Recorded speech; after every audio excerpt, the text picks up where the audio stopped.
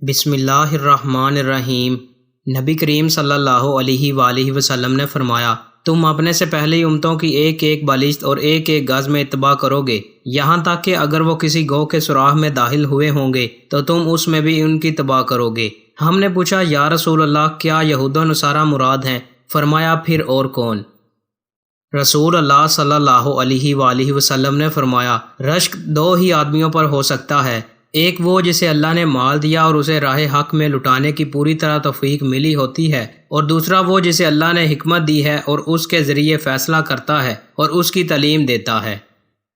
ایک اعرابی نبی کریم صلی اللہ علیہ وآلہ وسلم کی خدمت میں حاضر ہوا اور کہا کہ میری بیوی کے یہاں لڑکا پیدا ہوا ہے جس کو میں اپنا نہیں سمجھتا۔ نبی کریم صلی اللہ علیہ وآلہ وسلم نے ان سے فرمایا کہ تمہارے پاس اونٹ ہیں؟ انہوں نے کہا کہ ہیں۔ دریافت کیا کہ ان کے رنگ کیسے ہیں؟ کہا کہ سرخ ہیں۔ پوچھا کہ ان میں کوئی ہاکی بھی ہے؟ انہوں نے کہا جی ہاں، ان میں ہاکی بھی ہیں۔ اس پر نبی کریم صلی اللہ علیہ وآلہ وسلم نے پوچھا کہ پھر کس طرح تم سمجھتے ہو کہ اس رنگ کا پیدا ہوا؟ انہوں نے کہا کہ یا رسول اللہ، کسی رگ نے یہ رنگ کھینچ لیا ہوگا۔